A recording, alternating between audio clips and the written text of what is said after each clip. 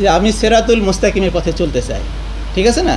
এই ক্ষেত্রে কে কি ভাবলো, কোন রাজনৈতিক নেতার কি ভাবলেন, কিংবা আপনাদের এই সাংবাদিক ভাইরাই কি ভাবলেন যে উনি তো এই পথের না, উনি তো এই মতের না, সবাই আমাকে ভালোবাসবেন, এটাও আমি চাই না।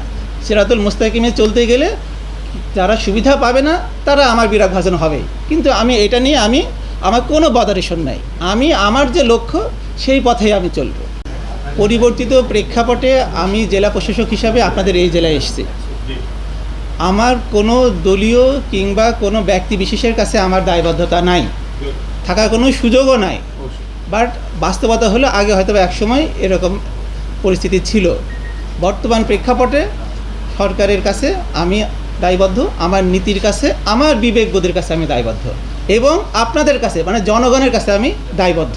কারণ জনগণের টাকায়, জনগণের ট্যাক্সের টাকায় আমার বেতন হয়। আমার টার্গেট থাকবে ওই টাকা, ওই বেতন যেন আমি হালাল করতে পারি, 100% হালাল যেন আমার রুজি হয়। কারণ আমার যতই মুখে দাড়ি থাকুক, আপনাদেরও অনেকে থাকতে পারে, তো অনেকের কপালে নামাজের সিজদায় দাগও হয়ে যেতে পারে। যদি আমার মানে কী বলবো, আমি আবেগপ্রবণ হয়ে যাচ্ছি, আমার যদি রিজেক যদি আমার হালাল না হয়, এসব কোনোই কাজে আসবে না। আপনি আমার যতই জ্ঞান, ইসলামের জ্ঞান কম থাকুক না কেন, এটা আমরা সবাই জানি যে হালাল ইনকাম ইবাদত কবুলের পূর্ব শর্ত।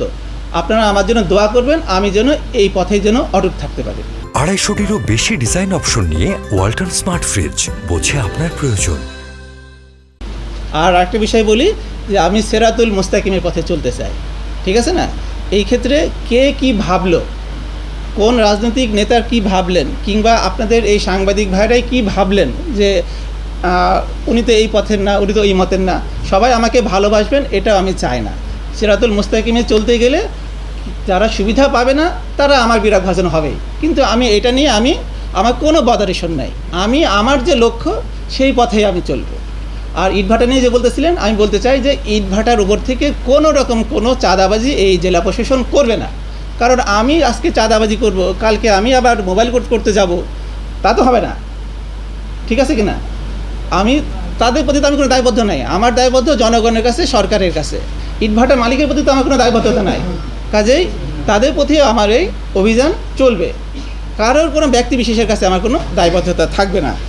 সন্ত্রাস দমনের নামে হয়তো কিছু মিথ্যা মামলা মোকদ্দমা আগে হয়েছিল আপনাদের ভাষায়, তো আমরা এগুলি বিষয়ে খোঁজখবর নেব। স্বরাষ্ট্র মন্ত্রণালয় থেকেও কিন্তু এইগুলি বিষয়ে খোঁজখবর করা হচ্ছে। আমরা আশাবাদী যে কেউ হয়রানির শিকার হবেন না। আম বিদেশে রপ্তানি, হ্যাঁ, সাতক্ষীরা থেকে আসলে আম যাচ্ছে, কিন্তু আমের রাজধানী হিসেবে খ্যাত এই চাঁপাইনবাবগঞ্জ থেকে আম রপ্তানি না হওয়াটা দুঃখজনক। এটা যেন আপনাদের সহযোগিতা প্রয়োজন, এবং চেম্বারের সাথে আলাপ করে আমরা যদি ওই কোয়ালিটি মেনটেন করতে পারি, তাহলে অবশ্যই ইনশাল্লাহ আমের বাজার কিন্তু বাইরে আছে।